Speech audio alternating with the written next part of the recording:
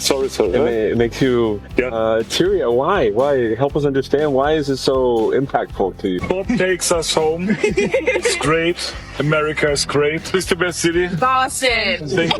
Love USA.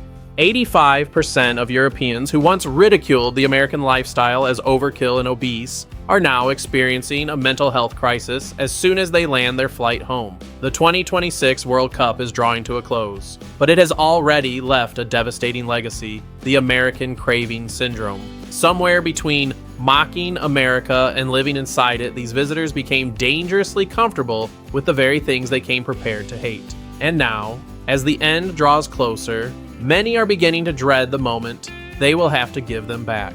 Returning to the ancient continent, the haughty guests suddenly find themselves imprisoned by reality. They have to pay for every tiny drop of soda instead of getting a throat-deep free refill. They struggle inside scorching hot apartments because of the stereotype that air conditioning is harmful to health and heritage, and they bitterly stare at a pack of 10 ibuprofen tablets at the local pharmacy. Something CVS sells in jars of 200 as casually as candy. It turns out that America's seemingly senseless convenience isn't as hateful as they thought. The cruelest part is that many didn't realize how much they wanted it until they were about to lose it. When faced with narrow aisles, tiny cars, and the eerie silence of strangers on the streets of Paris or London, have Europeans been tamed by America? Join us as we dissect 10 harsh American culture shocks European fans experienced firsthand, revealing how the things they once ridiculed became the very reasons they never wanted their American experience to end. I feel like the American confidence gets a lot of criticism, but it's something that I've really appreciated as a foreigner. We were literally just walking Venice Beach and Joe sneezes and some guy comes up and he's like, "Oh, bless you." And then as we're walking along the beach, this lady comes up to me and she approaches me in such a familiar, friendly way that I genuinely thought she was talking to someone else. And she said "Oh my God, I love your shirt." And by the time she'd kind of walked off, I kind of realized, oh shit, she was talking to me. And I turned around and quickly said thank you. But it was just the way she approached me. It was so easy. And it was like she's talking to a friend of hers, which is why I was so confused. Do you know the difference between walking through an American city during the World Cup and returning to a crowded street in London, Paris, or Berlin? For many European fans, it is the difference between being surrounded by strangers and suddenly feeling completely alone. During their weeks in America, something unsettling happened without them even noticing. Strangers complimented their jerseys, cashiers asked where they were from, and conversations about football somehow ended with restaurant recommendations or even invitations to backyard barbecues. At first, many Europeans found this exhausting, suspicious, even painfully fake. Why was everyone talking to them? What did these people want? Then, almost without warning, they started talking back. Europeans who had spent their entire lives mastering the sacred art of avoiding eye contact suddenly found themselves joking with Uber drivers and telling complete strangers where they came from. The terrifying American habit of treating everyone like a potential friend had infected them. Small talk no longer felt like an invasion of privacy. It became part of the day, and once friendliness became normal, the silence waiting for them back home began to feel completely different. Paris was still Paris, London was still London, and the unwritten European rule of leaving strangers alone had existed long before these fans ever boarded a plane to America. But after weeks of hearing "I love your shirt" and "Where are you guys from?", the old normal suddenly felt brutally unfamiliar. Imagine stepping onto a packed train surrounded by hundreds of people without hearing a single word. Before America, you might have called this privacy. Now, some visitors were beginning to wonder whether it was actually loneliness, wearing better clothes. That may be the cruelest part of American friendliness. Europeans didn't simply discover that Americans talk too much. They discovered how dangerously easy human warmth is to get used to. America had not made their cities colder. It had simply taught them to notice the cold. But if the warmth of ordinary Americans was enough to catch European fans off guard, nothing prepared them for what happened when tens of thousands of those same people gathered under one roof. Because inside an American stadium, everything they thought they understood about scale, spectacle, and the World Cup was about to be violently rewritten. When the World Cup is literally in your backyard, this is so crazy. It's so...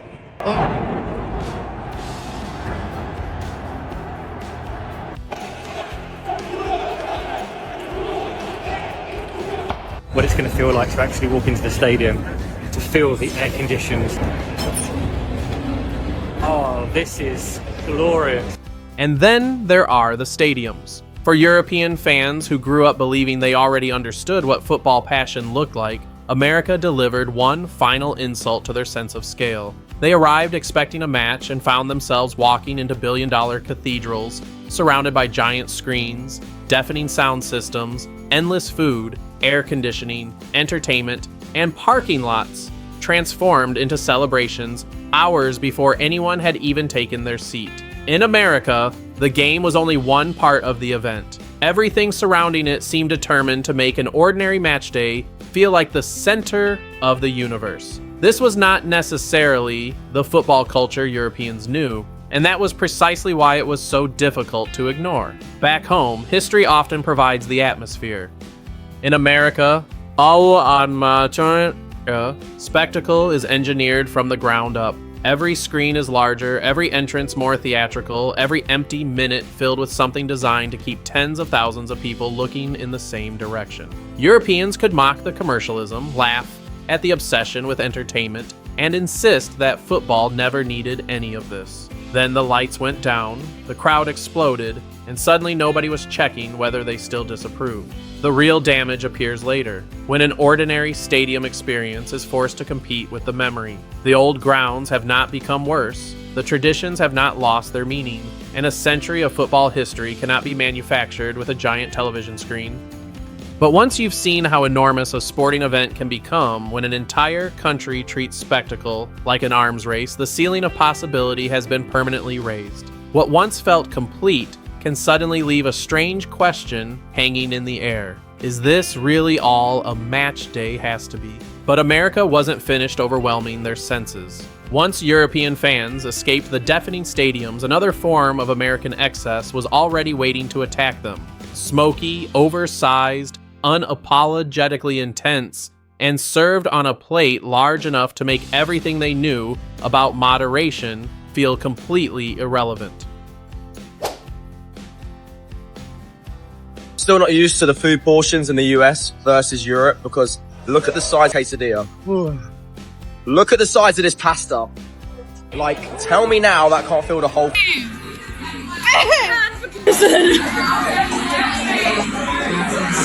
my god, that's crazy. Portion sizes in the US is absolutely crazy. So this is the ranch we got, and this is the normal size of ranch.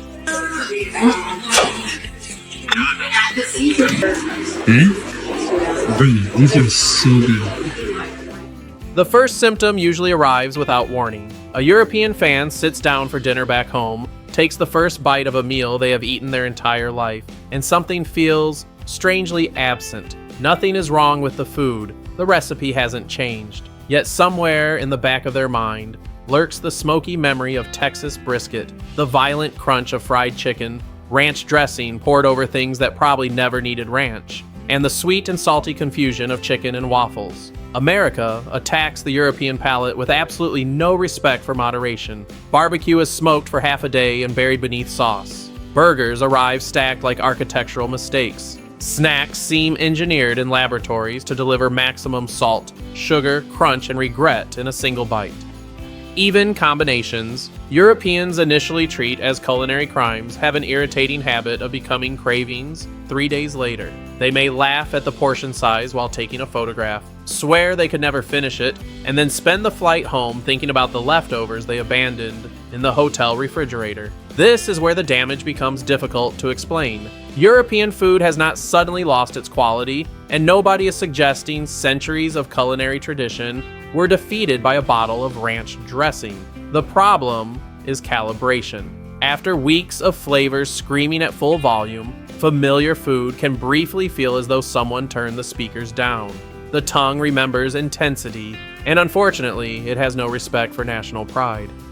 But while their taste buds were still recovering from America's relentless assault of smoke, sugar, salt, and spice, European fans discovered that the country had another obsession with extremes. Because in America, even surviving the summer means stepping from scorching heat into buildings cold enough to make you question which season you're actually living in.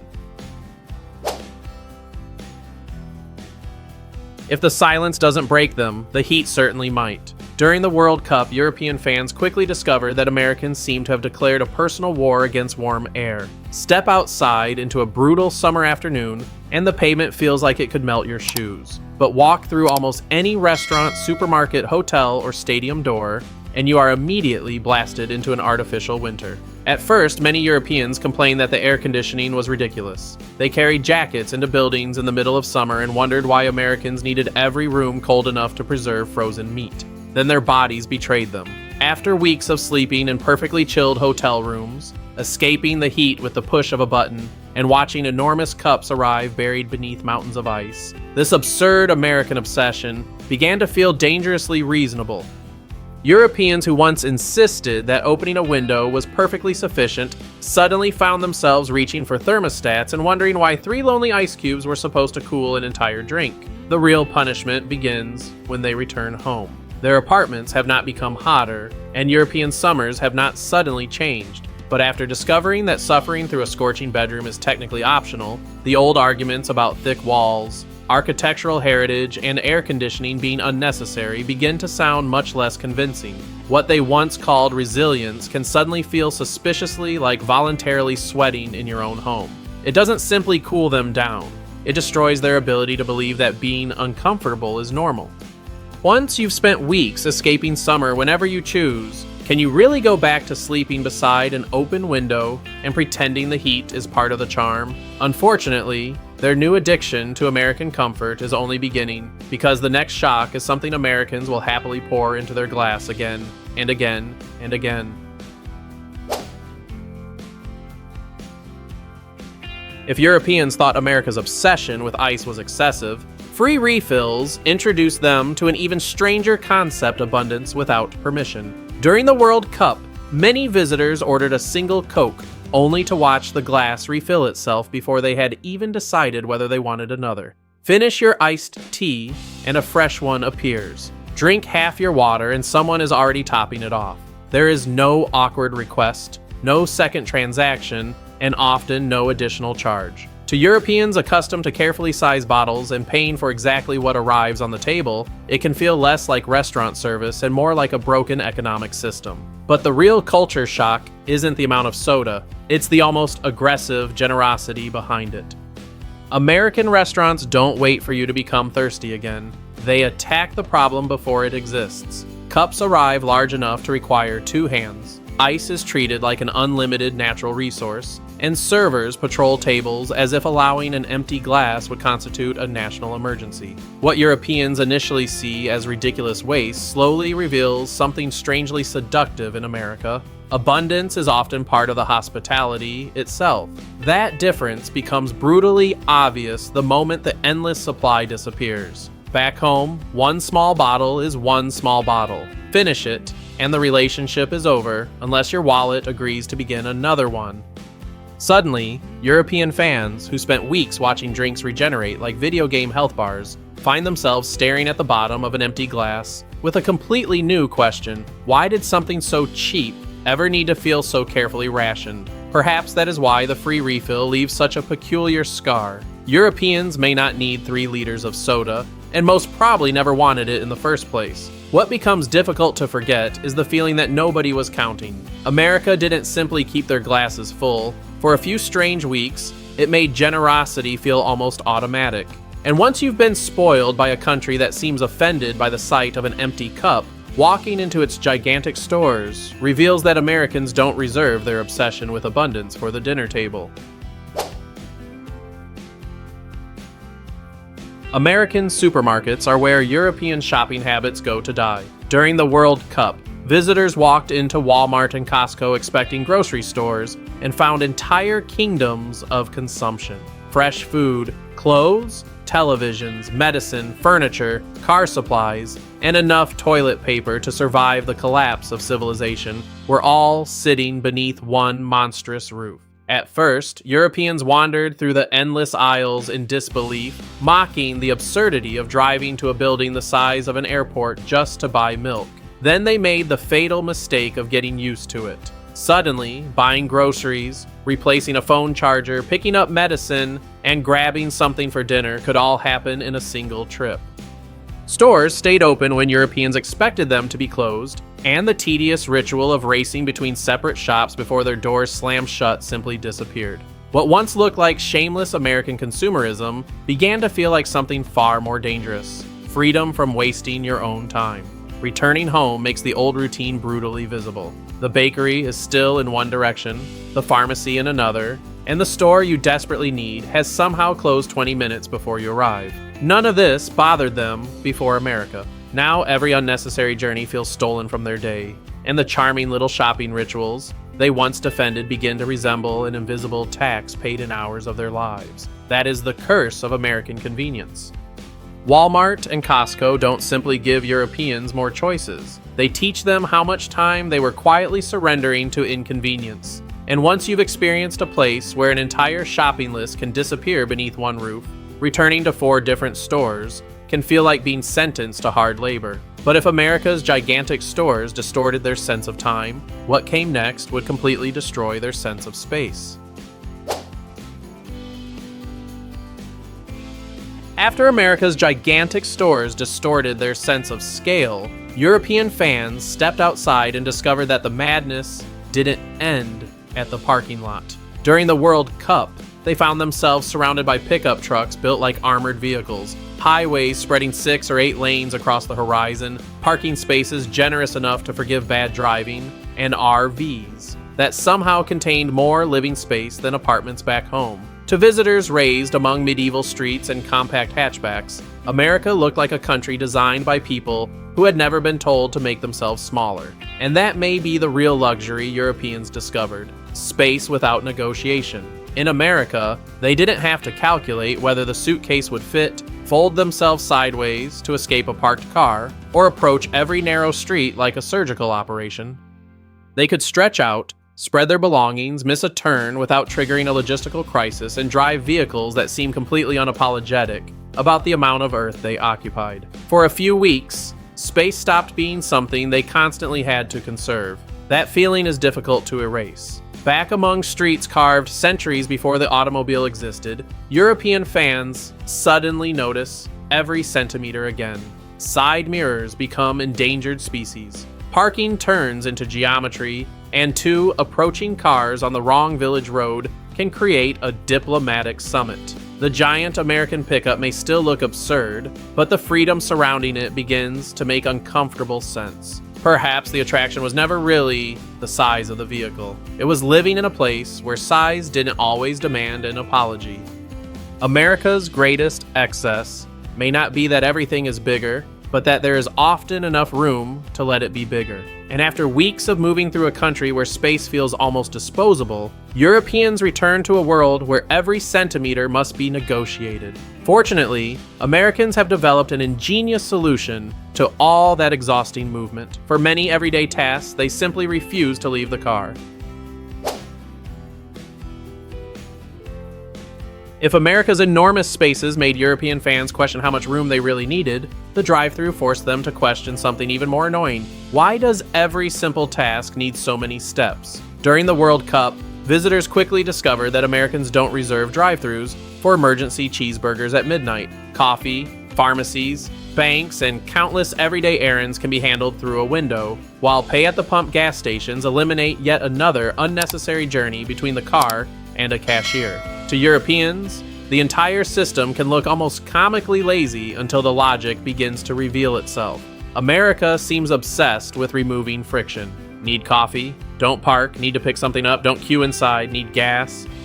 Don't turn a 30-second payment into a 5-minute ritual. The point isn't that Americans are physically incapable of leaving their cars. It's that, somewhere along the way, they collectively decided that inconvenience should have to justify its existence. That idea follows European visitors home like an irritating voice they can no longer silence. A 2-minute errand requires 10 minutes of parking. A simple pickup demands a queue. A tiny task somehow collects 5 additional steps that nobody questions because they have always been there. Before the World Cup, these moments disappeared into everyday life. Now each one seems to whisper the same forbidden question: does this really need to be this difficult? But America's obsession with eliminating inconvenience doesn't end when you finally step out of the car. Walk into an American pharmacy, and European visitors discover another kind of culture shock waiting on the shelves, one involving enormous bottles, endless choices, and a level of personal control that can feel almost reckless. Then comes the pharmacy aisle, where European visitors encounter one of America's strangest displays of abundance. Walk into a CVS or Walgreens, and ordinary over-the-counter medicine can appear in bottles containing dozens or even hundreds of tablets, lined up beside enough competing brands to make a headache worse before you've chosen how to treat it. For Europeans accustomed to smaller packages, and in many countries, tighter rules around how medicines are sold, the shelves can look less like healthcare and more like a warehouse preparing for the apocalypse. The quantity is shocking, but the deeper culture shock is choice. In America, many minor health decisions are placed directly into the consumer's hands. Compare the labels, choose the brand, select the quantity, and walk away. To some European visitors, this feels reckless. To others, it feels strangely liberating. Then they return to systems built around a different philosophy and encounter smaller packages, different restrictions, or another layer between themselves and something they once grabbed from a shelf without much thought. And suddenly, the question becomes larger than a bottle of ibuprofen. At what point does protection become restriction? And at what point does convenience become too much freedom? America and Europe have drawn that line in very different places. And after living on both sides of it, some visitors can no longer accept either answer as automatically correct. The uncomfortable discovery is not that one system has solved everything. It is realizing that the rules you grew up with are still choices made by a society, not laws of nature.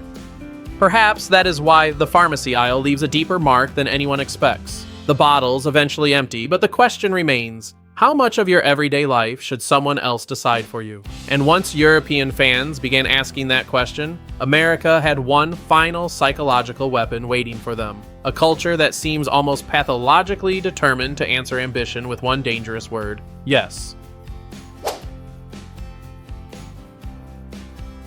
By this point, the most dangerous American culture shock is no longer something Europeans can drink, drive, eat, or buy. It is something much harder to pack into a suitcase: permission. Spend enough time in America, and you begin hearing a word that can sound almost irresponsible to European ears. Yes, start the business, try the ridiculous idea, move across the country, build something enormous, fail spectacularly, and somehow talk about the next attempt before the smoke has even cleared. European fans encountered this attitude everywhere during the World Cup. Americans spoke about impossible plans with embarrassing confidence, promoted themselves without the required apology, and treated ambition less like a personality defect than a perfectly acceptable way to live. To visitors raised in cultures where standing out can invite immediate suspicion, the whole performance initially looked delusional. Surely someone should tell these people to be more realistic. But after several weeks inside the land of yes, an uncomfortable transformation begins. You start speaking a little louder. You stop killing your own ideas before anyone else gets the chance. A ridiculous possibility survives in your head for 5 minutes longer than usual, and suddenly you begin to wonder whether the voice constantly telling you to be realistic was ever entirely your own. That may be the American habit Europeans find hardest to leave behind. Free refills disappear, cravings fade, and eventually, even the lack of air conditioning becomes survivable. But once you've experienced an environment that makes ambition feel normal, returning to one that immediately asks why something cannot be done can feel like watching a door close inside your own mind. Perhaps they don't simply miss America. Perhaps they miss the bolder, louder, slightly unreasonable version of themselves that America gave them permission to become. From the warmth of complete strangers and freezing air conditioning, to bottomless refills, gigantic stores, endless space, effortless convenience, unforgettable food, personal freedom, and stadiums built to overwhelm the senses, America gave European fans far more than 10 culture shocks. It quietly challenged the things they had accepted as normal their entire lives. Some of it was excessive, some of it was ridiculous. But somewhere between mocking it and getting used to it, many discovered the hardest part wasn't experiencing America. It was imagining the moment the experience had to end. So which American culture shock would be the hardest for you to leave behind? Let us know in the comments, and subscribe to the channel for more stories about America through the eyes of those experiencing it for the first time. Because sometimes, you don't realize how much something has changed you until it's time to say goodbye.